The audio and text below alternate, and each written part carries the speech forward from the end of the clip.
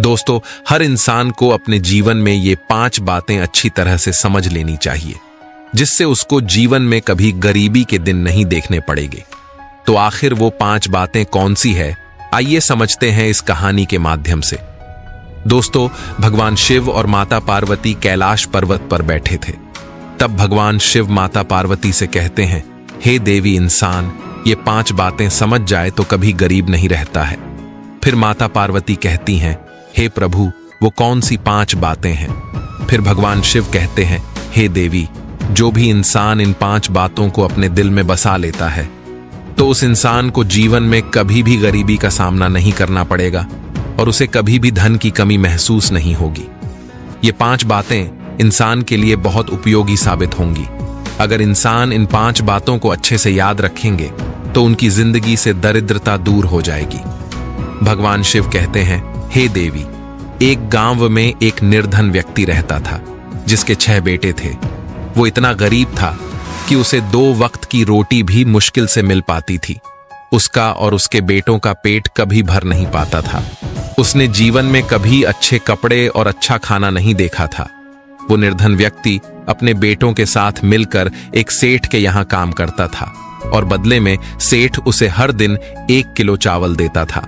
वो 1 किलो चावल लेकर घर आता और फिर उससे अपने लिए खाना बनाता।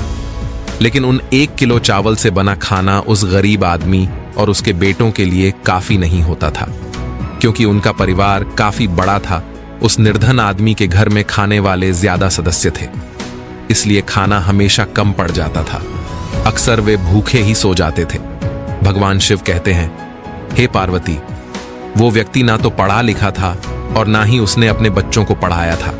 इस कारण उसे कोई अच्छा काम भी नहीं मिलता था। अपना पेट पालने के लिए वो और उसके बेटे साहूकार के यहाँ काम करने जाते थे। साहूकार की मजदूरी ही उनकी जीविका का मुख्य स्रोत था। साहूकार भी काफी चतुर था। उसे पता था कि ये अनपढ़ लोगों को कोई और काम नहीं देगा और ना ही इनके घर की हालत ऐसी है कि ये 1 सप्ताह बिना काम के गुजार सके। इसीलिए वो काम के बदले में मात्र 1 किलो चावल देकर उन्हें टाल देता था। भगवान शिव कहते हैं, हे देवी, इस दुनिया में आपकी कमजोरी का फायदा उठाने वाले कई इंसान होते हैं। जिस तरह तालाब में रहने वाले मेंढक और छोटे जीव जंतुओं को सांप निगल जाते हैं, उसी प्रकार जो लोग विरोध नहीं करते या जो कमजोर होते हैं, उन्हें चतुर और शक्तिशाली लोग अपना शिकार बना लेते हैं। उसी तरह उस गरीब आदमी को साहूकार डरा धमकाकर अपने वश में रखता था। इस डर के कारण वो व्यक्ति साहूकार के यहाँ जो काम करता था उसे छोड़ नहीं पाता था। पूरे दिन काम करने के बाद भी उसका पेट ठीक से नहीं भरता था। एक दिन शाम के समय वो गरीब आदमी अपने चूल्हे में आग जला रहा था और खाना बनाने की तैयारी कर रहा था। तभी उसने देखा कि पड़ोस में रहने वाली एक बुजुर्ग महिला उसके पास आई और उससे कहने लगी, अरे बेटा, तुम रोज साहूकार के यहाँ काम करके घर आते हो और शाम को आकर अपने लिए खाना बनाते हो, फिर खाते हो और सुबह फिर जल्दी काम पर चले जाते हो। तुम ये क्यों नहीं करते कि अपने 6 बेटों में से बड़े बेटे की शादी कर दो? जब घर में बहू आ जाएगी तो बहुत सारी सुविधाएं हो जाएंगी। वो तुम्हारे लिए खाना बना दिया करेगी, तुम्हारे कपड़े धोकर दिया करेगी। जब आप काम से घर आएंगे तो आपको कोई घरेलू काम नहीं करना पड़ेगा। भगवान शिव कहते हैं, हे देवी, ध्यान से सुनिए। उस बूढ़ी मां पता नहीं था कि उसके बड़े बेटे की शादी पहले ही हो चुकी है। उस गरीब आदमी ने बताया कि हे माता, मेरे बड़े बेटे की शादी हो चुकी है और उसकी पत्नी इस समय अपने मायके में है। फिर बूढ़ी माता कहा, तो तुमने खाना बनाने के लिए अपनी बहू को क्यों नहीं बुलाया? वो व्यक्ति कहने लगा, हे माता, आप खुद देख रही हैं कि हमारे घर की स्थिति क्या है। ना तो बारिश से बचने के लिए छत है और ना ही सोने बैठने के लिए चारपाई। बहू को बुलाकर हम उसे कहाँ रखेंगे? हम खुद कहाँ सोएंगे और उसे कहाँ सुलाएं? और हमारे पास तो ऐसे बिस्तर भी नहीं है जिन्हें बिछाकर वो बेचारी रात गुजार सके। यहाँ तो हमारे लिए भी पेट भर खाना नहीं है। बहू आ जाएगी तो उसका खर्च कैसे उठाएंगे? इसलिए हम बहू को बुलाकर नहीं लाते हैं। तब वो बूढ़ी माता ने पूछा, अरे बेटा, तुम्हारे बेटे की शादी को कितने दिन हो गए हैं? उस गरीब व्यक्ति ने उत्तर दिया, अरे माता, मेरे पुत्र की शादी को 2 वर्ष बीत चुके हैं। फिर बूढ़ी माता ने पूछा, जब 2 वर्ष हो गए हैं तो तो क्या इस दौरान तुम्हारी बहू एक बार भी तुम्हारे घर नहीं आई? गरीब आदमी ने कहा, हाँ माता, वो अभी तक हमारे घर नहीं आई क्योंकि हमने उसे बुलाया ही नहीं। फिर बूढ़ी माँ ने कहा, बेटा तुम कब तक इस परेशानी में रहोगे, अपनी बहू को घर बुला लो। उस व्यक्ति ने जवाब दिया, हे माता क्षमा करें, हमारे पुत्र के पास पहनने के लिए अच्छे कपड़े भी नहीं हैं जिससे वो ससुराल जाकर बहू को ला सके।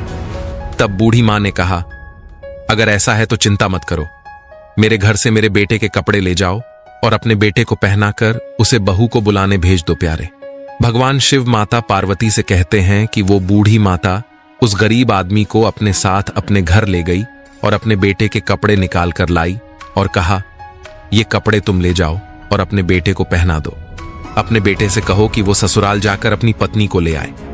जब वो गरीब आदमी नए कपड़े लेकर घर पर पहुंचता है और अपने बड़े बेटे को बुलाता है तो उससे कहता है कि बेटा, ये कपड़े पहनकर तुम ससुराल चले जाओ और अपनी पत्नी को यहां ले आओ। उन कपड़े में सज धज कर वो बेटा ससुराल पहुंचता है, जहां उसके ससुराल वाले उसका बहुत सत्कार करते हैं और वो 3 दिन तक वहां रुकता है। फिर वो अपनी पत्नी को लेकर घर की ओर चल पड़ता है। जैसे ही वो अपने गांव के पास पहुंचता है, उसे ख्याल आता है कि उसके घर में तो टूटी चारपाई है और ठीक से व्यवस्था भी नहीं है जिस पर वो अपनी पत्नी को बिठा सके। अगर इस समय उसकी पत्नी घर जाएगी तो उसे शर्मिंदगी महसूस होगी, इसलिए उसने सोचा कि वह अपनी पत्नी को पड़ोस की बूढ़ी माता के घर पर ही ठहरा देगा। ये सोचकर वो अपनी पत्नी को लेकर उस बूढ़ी महिला के घर जाता है और वहीं पर उसे ठहरा देता है। इसके बाद वो लड़का अपने घर लौट आता है। भगवान शिव कहते हैं, हे पार्वती, उस लड़की को ये नहीं मालूम था कि ये घर उसका नहीं है, बल्कि उसके पति ने उसे किसी और के घर में रुकवाया है। पूरी रात वो बहू उस बूढ़ी माता के घर पर रुकी रही। बूढ़ी माँ का घर बड़ा सुंदर था और बहू समझ रही थी कि ये उसके पति का ही घर है, लेकिन वो बार बार ये सोच रही थी कि उसका पति उसे इस घर में छोड़कर गया तो फिर वापस क्यों नहीं आया। दूसरी ओर जब सुबह होती है तो वो गरीब व्यक्ति अपने बेटों के साथ साहूकार के यहाँ काम करने चला जाता है। इधर उस बूढ़ी माता ने सोचा कि वो लड़का अपनी बहू को हमारे घर पर छोड़ गया, लेकिन अब तक उसे लेने नहीं आया। बूढ़ी माता ने 2 दिन तक इंतजार किया। जब वो उसे लेने नहीं आया तो बूढ़ी माँ ने सोचा कि चलो मैं ही इस बहू को उसके घर पहुंचा दूं। फिर बूढ़ी माता ने बहू से कहा, अरे बहू, लगता है तुम्हारा पति तो तुम्हें लेने नहीं आएगा, चलो मैं ही तुम्हें तुम्हारे ससुराल छोड़ देती हूं। बूढ़ी माँ की बात सुनकर बहू हैरान हो जाती है और कहती है, ससुराल? कैसा ससुराल? क्या जिस घर में मैं रह रही हूं वो मेरा ससुराल नहीं है? तब बूढ़ी माता उसे पूरी बात समझाती है और बहू को लेकर उसके घर जाती है। भगवान शिव कहते हैं कि जब वो नई बहू को लाकर अपने घर पहुंची और उसने घर की हालत देखी तो वो दंग रह गई। घर की स्थिति बहुत खराब थी। हर जगह चूल्हे बने हुए थे और हर एक में राख भरी पड़ी थी। घर के कोने कोने में राख बिखरी हुई थी। फिर उसने चारपाई की ओर देखा, वो भी टूटी हुई थी और बिस्तरों पर धूल जमी हुई थी। घर की छत और दीवारें भी टूटी और धुएं से काली हो चुकी थी। सारे बर्तन इधर उधर बिखरे पड़े थे। अपने ससुराल का ऐसा हाल देखकर बहू की आंखों में आंसू आ गए और वो बैठकर रोने लगी। वो बूढ़ी माँ उसे घर पर छोड़कर अपने घर चली गई थी। वो बेचारी अकेली अपने घर में बैठी अपनी किस्मत को कोसने लगी। वो बहू अपने घर की इस हालत को देखकर काफी देर तक रोती रही।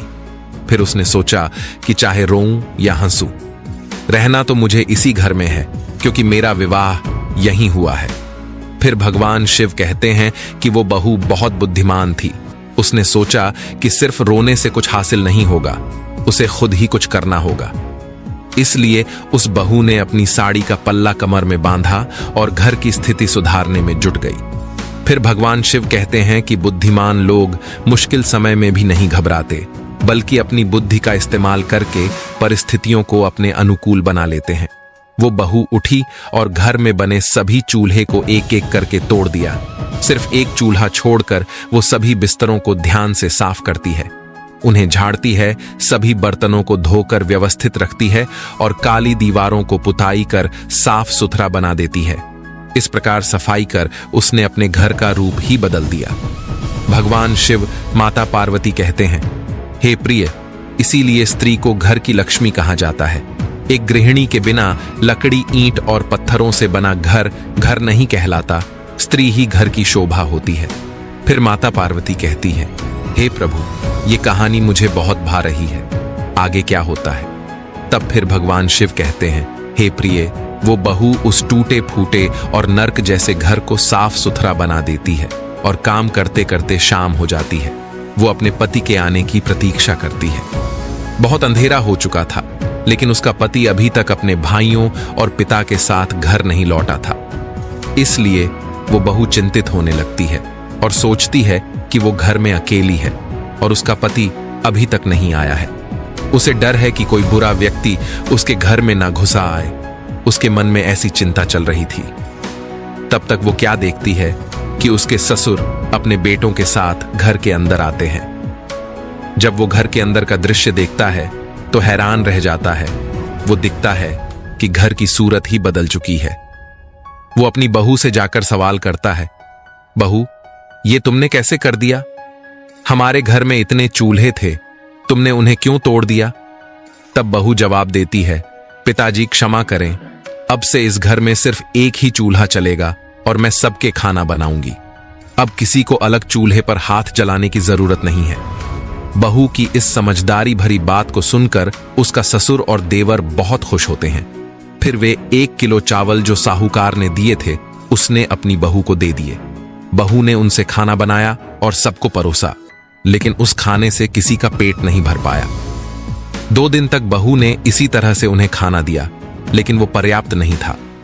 तीसरे दिन बहू ने अपने ससुर से कहा, पिताजी, आप रोज साहूकार के यहां काम करते हैं और वो आपको रोज 1 किलो चावल देता है, लेकिन इन 1 किलो चावल से हमारा गुजारा नहीं हो पा रहा है। आज जब आप साहूकार के पास काम करने जाएंगे और वो शाम को आपको 1 किलो चावल देगा, तो उससे कहिए कि इन 1 किलो चावल से हमारा गुजारा नहीं चलता, हमें 1 किलो चावल की मात्रा 3 गुना और बढ़ा दीजिए, नहीं तो हम काम पर नहीं आएंगे। बहू की बात सुनकर वो गरीब व्यक्ति कहता है, अरे बहू, तुम नहीं जानती, वो साहूकार बहुत ही कंजूस और निर्दयी है। अगर मैं उससे 1 किलो चावल की मात्रा 3 गुना बढ़ाने को कहूंगा तो वो साहूकार कहीं वो हमें काम से ना निकाल दे। इसी डर से मैं उससे ये बात कहने की हिम्मत नहीं जुटा पा रहा हूं। फिर बहू ने उत्तर दिया, पिताजी, आप चिंता ना करें, आप एक बार उससे ये बात तो कहकर देखिए, क्योंकि कई बार हम अपनी कमजोरियों की वजह से खुद को मिलने वाले फायदे से वंचित कर लेते हैं। अक्सर हम अपने दिमाग से दूसरों के दिमाग की सोच बना लेते हैं और उन्हीं सोच में उलझकर हम डरते रहते हैं और उसी डर की वजह से खुद को मिलने वाले लाभ से वंचित कर देते हैं। बहू ने समझाया, देखिए, आप ये बात साहूकार से जरूर कहिए, वो आपको कुछ नहीं कहेगा। अगले दिन वो गरीब आदमी अपनी बहू के कहने पर साहूकार के पास काम पर जाता है। पूरे दिन काम करता है और शाम को जब साहूकार उसे 1 किलो चावल देता है तो वो आदमी कहता है, साहूकार जी, आप जो 1 किलो चावल मुझे दे रहे हैं उनसे हमारा गुजारा नहीं हो पाता है, क्योंकि हमारा परिवार बड़ा है और अब हमारी नई बहू भी आ गई है। मुझे अब चावल की मात्रा 3 गुना बढ़ा कर दीजिए। फिर भगवान शिव कहते हैं कि उस व्यक्ति की बात सुनकर साहूकार ने चावल की मात्रा 3 गुना बढ़ा दी। उस चावल को लेकर वो गरीब आदमी खुशी खुशी घर लौट आया। फिर उसकी बहू ने उस चावल को पीसकर सबके लिए भोजन तैयार किया और उस दिन सबका पेट भर गया। यह सिलसिला कुछ दिनों तक चलता रहा। फिर एक दिन बहू ने अपने ससुर से कहा कि जब आप काम पर जाएं तो साहूकार से चावल थोड़ा और बढ़ाने के लिए कहे, क्योंकि जो मिल रहा है वो पर्याप्त नहीं है। इस पर ससुर ने जवाब दिया कि मैं पहले ही बहुत डर गया हूं और अब हम में इतनी हिम्मत नहीं कि फिर से साहूकार से यह बात कह सकूं। तब बहू ने समझाया कि आप डरे नहीं, साहूकार आपको काम से नहीं निकालेगा, बेफिक्र होकर जाइए और उससे चावल बढ़ाने की बात कहिए, वो जरूर मान जाएगा। फिर भगवान शिव माता पार्वती से कहते हैं, हे प्रिय, अब वो गरीब व्यक्ति अपने बेटों के साथ साहूकार के यहां काम करने जाता है और दिन भर मेहनत करता है। शाम को जब साहूकार उसे 3 गुना चावल देता है तो वह गरीब आदमी हाथ जोड़कर विनती करता है, साहूकार जी, कृपया चावल की मात्रा थोड़ी और बढ़ा दीजिए, इतने में हमारा गुजारा नहीं होता। गरीब आदमी की बात सुनकर साहूकार ने चावल की मात्रा 3 गुना और बढ़ा दी। अब वे सभी लोग खुशी खुशी घर लौट आए। इस तरह उस घर की बहू ने रोजाना 3 किलो चावल बचा कर रख लिया और धीरे धीरे काफी चावल जमा कर लिया। एक दिन उसने अपने ससुर से कहा, पिताजी, अगर आप इसी तरह मजदूरी करते रहे तो हम जीवन में कुछ नहीं कर पाएंगे। उन्नति के लिए मनुष्य को अपनी सोच बदलनी चाहिए। जो अपनी सोच को कुएं के मेंढक की तरह सीमित रखता है वो कभी तरक्की नहीं कर पाता और उसका जीवन गुलामी में ही बीत जाता है। छोटी सोच व्यक्ति को गरीबी के दलदल से बाहर नहीं आने देती। जब इंसान बड़ा सोचता है तभी वो बड़ा बन पाता है। समय के साथ इंसान को भी बदलते रहना चाहिए। फिर भगवान शिव माता पार्वती से कहते हैं, हे प्रिय, गरीब व्यक्ति की बहू ने उससे कहा, पिताजी, आप खुद का व्यापार क्यों नहीं शुरू करते? जब हम अपना काम करेंगे तो हमें ज्यादा लाभ होगा। उसकी बात सुनकर वो बोला, अरे बहू, तुम क्या कह रही हो? हमारे पास तो कुछ भी नहीं है, हम अपना काम कैसे कर सकते हैं? तब बहू ने कहा, पिताजी, जो चावल आप लाते थे मैंने उसमें से कुछ बचा कर रख लिया है। अब हमारे पास पर्याप्त चावल है, आप इसे बाजार में बेच दीजिए और एक छोटी दुकान खोल लीजिए। जब हमारा अपना काम होगा तो हमें अच्छा लाभ होगा। गरीब आदमी ने कहा, तुम्हारी बात सही है, लेकिन अगर साहूकार को पता चल गया तो वो हमें छोड़ेगा नहीं। बहू ने जवाब दिया, पिताजी, आप साहूकार के गुलाम नहीं हैं, हमें अपनी मर्जी से काम करने का हक है। फिर भगवान शिव माता पार्वती से कहते हैं कि उस गरीब आदमी ने अपनी बहू के सुझाव पर अमल किया। इस प्रकार उस दिन के बाद से उसने साहूकार के यहां काम करना बंद कर दिया। फिर उन्होंने बाजार में एक दुकान देखी, चावल बेचा और एक किसान के रूप में अपनी खुद की दुकान खोली। धीरे धीरे उनकी दुकान अच्छी चलने लगी और उनका गुजारा भी बेहतर हो गया। शाम को जब वे दुकान से घर लौटते हैं और परिवार के साथ प्रेम पूर्वक भोजन करते हैं, एक दिन बहू ने उनसे कुछ कहा, पिताजी, जब भी आप घर आए कुछ ना कुछ साथ लेकर आए। अगर कुछ ना मिले तो रास्ते में जो भी मिले उसे उठा लाए। इससे घर में धन की बढ़ोतरी होती है और घर जोड़ने की आदत बनती है। आज से जब भी आप घर आएंगे खाली हाथ नहीं आएंगे। ससुर ने जवाब दिया, ठीक है बहू, हम आज से यही करेंगे।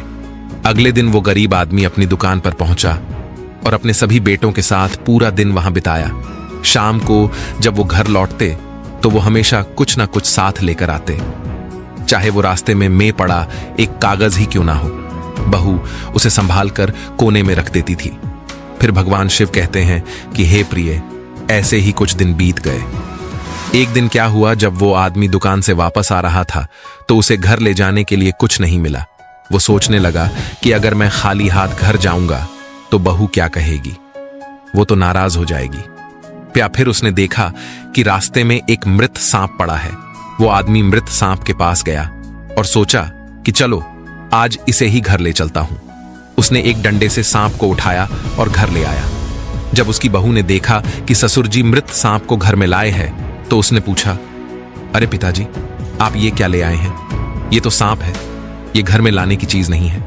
ससुर ने जवाब दिया, बहू, तुमने ही तो कहा था कि हमेशा कुछ ना कुछ लेकर आया करो, खाली हाथ मत आया करो। आज मुझे कुछ नहीं मिला, सिर्फ ये मृत सांप मिला तो मैं इसे ले आया। इसमें मेरी क्या गलती है? बहू ने कहा, कोई बात नहीं, इसे छत पर फेंक दीजिए।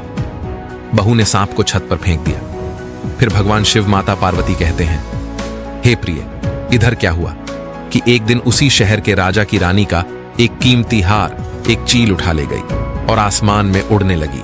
वो चील उस हार को लेकर उस बहू के घर की छत के ऊपर से गुजरी। चील ने छत पर पड़े मृत सांप को देखा तो चील ने जो कीमती हार लेकर आई थी उसे छत पर ही छोड़ दिया और मृत सांप को उठाकर ले गई। जब अगले दिन वो बहू अपने वस्त्र सुखाने के लिए छत पर गई तो उसकी नजरें एक हार पर पड़ी। वो हार उठाकर ले आई और उसे देखकर बहुत खुश हुई, क्योंकि वो एक कीमती हीरे का हार था। उसने उस हार को अपने संदूक में छिपा दिया। इस बीच पूरे शहर में यह खबर फैल गई कि एक चील रानी का हार लेकर उड़ गई है। राजा ने राज्य में घोषणा करवाई और अपने सैनिकों को चारों ओर भेजा कि पता लगाएं कि वो चील हार को कहां ले गई है। जो कोई भी उस हार को ढूंढ लाएगा और राज दरबार में पहुंचाएगा, उसे राजा द्वारा बड़ा इनाम दिया जाएगा। राज्य के सभी लोग उस हार की खोज में जुट गए। इसी बीच उस बहू को भी पता चला कि रानी का हार लौटाने वाले को राजा बहुत बड़ा इनाम देंगे। लेकिन राजा कई दिनों तक इंतजार करता रहा। कोई भी उस हीरे के हार को लेकर नहीं आया। अब राजा को गुस्सा आने लगा। उसने अपने सैनिकों और मंत्रियों से कहा कि राज्य में यह खबर फैला दो कि हार अभी तक नहीं मिला है। अगर वह हार किसी को मिल गया है और उसे किसी के घर में पाया गया तो राजा उसे कठोर दंड देगा। जब यह खबर उस गरीब व्यक्ति को पता चली तो उसने अपनी बहू से कहा कि राजा का हार चोरी हो गया है। शुरुआत में तो राजा ने हार ढूंढने वाले को इनाम देने की बात कही थी, पर अब उन्होंने ऐलान किया है कि जिसके पास भी वो हार होगा उसे सजा मिलेगी। बहू तो जानती थी कि हार उसी के पास है, लेकिन उसने ये बात अपने ससुर को नहीं बताई। बहू ने अपने ससुर से कहा, पिताजी आप एक काम कीजिए, एक नकली पोथी पथरा लेकर राजा के दरबार में ज्योतिषी बनकर जाइए और राजा के सामने पोथी पथरा खोलकर कहिए कि उनका कीमती हार उनके महल के पीछे कचरे के ढेर में पड़ा है। बहू की यह बात सुनकर वो आदमी घबरा गया और बोला, क्या तुम पागल हो गई हो? मैं तो उस हार के बारे में जानता भी नहीं हूं। अगर मैं राजा के सामने झूठ बोलूंगा तो राजा मुझे बड़ी सजा देगा। फिर बहू ने उत्तर दिया, पिताजी आप डर क्यों रहे हैं? जो मैं कह रही हूं बस वही कीजिए। इस तरह उस गरीब बहू की बातों पर भरोसा करके वो आदमी नकली ज्योतिषी बन गया और पोथी लेकर राजा के दरबार में पहुंच गया। उसने राजा से कहा, महाराज मैं एक बहुत विद्वान ज्योतिषी हूं। मैंने आपके हार का पता लगा लिया है। वो आपके महल के पीछे कूड़े में पड़ा है। राजा ने जब उसकी बातें सुनी तो उन्होंने अपने सिपाहियों को बुलाया और कहा कि जाकर महल के पीछे के कूड़े में से हार को ढूंढो। फिर भगवान शिव माता पार्वती से कहते हैं, हे प्रिय, राजा के सैनिक आने से पहले ही बहू ने राजमहल के पीछे जाकर हार को कूड़े में फेंक दिया और फिर वो चुपचाप अपने घर वापस चली गई। उधर जब राजा के सैनिक उस हार को खोजने महल के पीछे गए तो उन्हें वो हार मिल गया और उन्होंने उसे राजा को सौंप दिया। राजा उस गरीब व्यक्ति से बहुत प्रसन्न हुआ और बोला, तुमने हमारा हार ढूंढ निकाला, इसलिए तुम हमसे जो चाहो मांग लो। तब वो व्यक्ति बोला, हे राजन, कृपया मुझे क्षमा करें। मैं अपने घर जाकर अपनी बहू और बच्चों से सलाह करके ही आपसे कुछ मांगूंगा। राजा ने कहा, ठीक है, जाओ और अपने परिवार से सलाह लेकर आओ। अब वो गरीब व्यक्ति अपनी बहू के पास गया और बोला कि राजा उससे इनाम मांगने को कह रहा है, मैं क्या मांगू? फिर बहू ने कहा, पिताजी आप जाकर पहले राजा से वचन ले लीजिए, फिर उसके बाद में जब वो वचन दे दे तब उससे मांगिए कि महाराज इस बार दिवाली पर किसी के भी घर में दिया न जले। राज्य का कोई भी व्यक्ति अपने घर में दिया न जलाए। बहू की बात सुनकर वो गरीब आदमी डर गया और बोला, बहू ये तुम क्या कह रही हो? राजा मुझे फांसी पर लटका देगा। बहू ने कहा, पिताजी आप घबराइए नहीं, जो मैं कह रही हूं वही कीजिए। बहू के बार बार आग्रह करने पर वो गरीब आदमी राजा के पास गया और बोला, हे राजन, पहले आप वचन दीजिए, तभी मैं आपसे कुछ मांगूंगा। अगर आप वचन नहीं देंगे तो मैं कुछ भी नहीं मांगूंगा। राजा ने प्रतिज्ञा की और घोषणा की कि जो भी आप मांगेंगे हम वही आपको प्रदान करेंगे। व्यक्ति ने राजा से वही कहा जो उसकी बहू ने उसे बताया था। उसने कहा कि इस वर्ष दिवाली आ रही है और हमारी आपसे ये इच्छा है कि इस दिवाली पर राज्य का कोई भी निवासी अपने घर में दीपक ना जलाए। पूरे नगर में अंधकार होना चाहिए और दीपक केवल हमारे घर में ही जलना चाहिए। गरीब आदमी की बात सुनकर राजा क्रोधित हो गए और बोले, क्या तुम्हारा दिमाग खराब हो गया है? मैं कैसे पूरे राज्य को अंधेरे में डुबो दूं? गरीब आदमी ने कहा, महाराज क्रोध क्यों करते हो? अगर आप नहीं देना चाहते तो मना कर दीजिए। बहुत विचार विमर्श के बाद राजा ने कहा, ठीक है, हमने वचन दिया है तो हम उसे निभाएंगे। राजा ने नगर में घोषणा करवा दी कि इस दिवाली पर कोई भी दीपक नहीं जलाए, केवल उस व्यक्ति के घर में ही दीपक जलेगा। प्या जब धनतेरस आई तो किसी के भी घर में दीपक नहीं जला, सिवाय उस व्यक्ति के घर में जहां उसकी बहू ने दीपक जलाया। जब शाम को माता लक्ष्मी रिद्धि सिद्धि के साथ उसी नगर में आई तो उन्होंने देखा कि पूरे नगर में अंधेरा छाया हुआ है।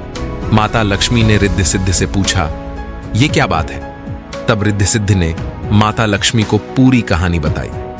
दोस्तों, आप तो जानते ही हैं कि माता लक्ष्मी वहीं ठहरती हैं जहां प्रकाश होता है, प्रेम होता है, झगड़े नहीं होते, शांति होती है और उजाला होता है।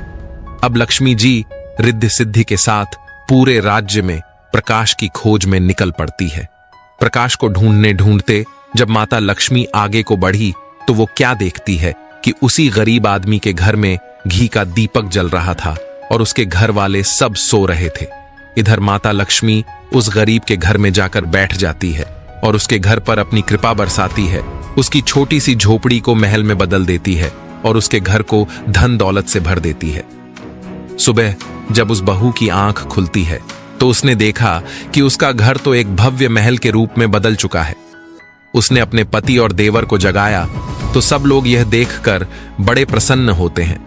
उनकी आंखों में खुशी के आंसू छलक आते हैं। इधर जब दिवाली समाप्त हो जाती है तो बहू ने अपने ससुर से कहा, पिताजी आप राजा के पास चले जाइए। पूरे राज्य में दीपक न जलने के कारण राजा बड़ा गुस्से में होगा। राजा से कहना कि हमारे राज्य पर बहुत बड़ी विपत्ति आने वाली थी, सो अंधेरा होने के कारण वो विपत्ति टल गई। गरीब आदमी ने वही किया। वो राजा के दरबार में गया। उस समय राजा बड़े ही क्रोध में बैठा था। गरीब आदमी ज्योतिषी के भेष में हाथ जोड़कर कहने लगा, महाराज हमें माफ करना। इन 3 में जो अंधेरा इस राज्य में रखवाया गया था, किसी के घर में दीपक नहीं जलवाया था। इसकी वजह यह थी कि आपके राज्य पर एक बहुत बड़ी आपदा आने वाली थी। वो आपदा अंधेरे के कारण नहीं आ सकी, यानी कि वो संकट टल गया है। अब आप सभी हम पर गुस्सा ना हो। ये सुनकर राजा बहुत खुश हुआ। फिर उस राजा ने उस गरीब आदमी को ढेर सारा इनाम दिया। भगवान शिव माता पार्वती से कहते हैं कि हे प्रिय, एक बुद्धिमान बहू की चालाकी से उनकी गरीबी धन में बदल गई। नर्क की तरह दिखने वाला उनका घर स्वर्ग बन गया।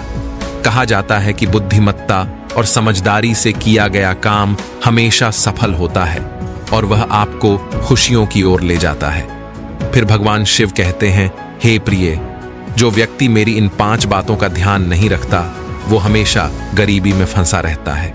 पहला, जो व्यक्ति हिम्मत और साहस से खाली होता है और समय पर काम नहीं करता वो गरीब बना रहता है। दूसरा, जो बिना सोचे समझे जल्दबाजी में काम करता है और किसी काम को करने से पहले घबरा जाता है वो हमेशा गरीब रहता है। तीसरा, जो व्यक्ति प्रयास नहीं करता, समय के साथ नहीं बदलता और बड़ा नहीं सोचता वो गरीब बना रहता है। चौथा, जो व्यक्ति दूसरों पर निर्भर रहता है और आत्मनिर्भर नहीं बनता, थोड़े में ही संतुष्ट हो जाता है, वो हमेशा गरीब रहता है। पांचवा, जिस घर में स्त्री का सम्मान नहीं होता, जहां स्त्री को पीड़ित किया जाता है, जहां हमेशा झगड़े होते हैं, जहां के पुरुष क्रोधी और अहंकारी होते हैं, जहां के पुरुष पराई स्त्रियों में आसक्त रहते हैं, उस घर से कभी गरीबी नहीं जाती है। इस तरह से भगवान शिव ने 5 बातें बताई। जो इंसान इन 5 बातों को जीवन में याद रखता है वो कभी गरीब नहीं रहता। फिर माता पार्वती कहती हैं, हे प्राणनाथ, आपने मुझे एक बहुत सुंदर कहानी सुनाई। इस कहानी को सुनकर हमारा समय बहुत अच्छा बीता और हमें ज्ञान भी प्राप्त हुआ। इतना कहकर भगवान शिव इस कहानी को समाप्त करते हैं। दोस्तों, आज की ये वीडियो आपको अच्छी लगी हो तो हमारे चैनल को सब्सक्राइब जरूर करें और कमेंट हर हर महादेव जरूर लिखें। मिलते हैं अगली वीडियो में। आप अपना ख्याल रखें।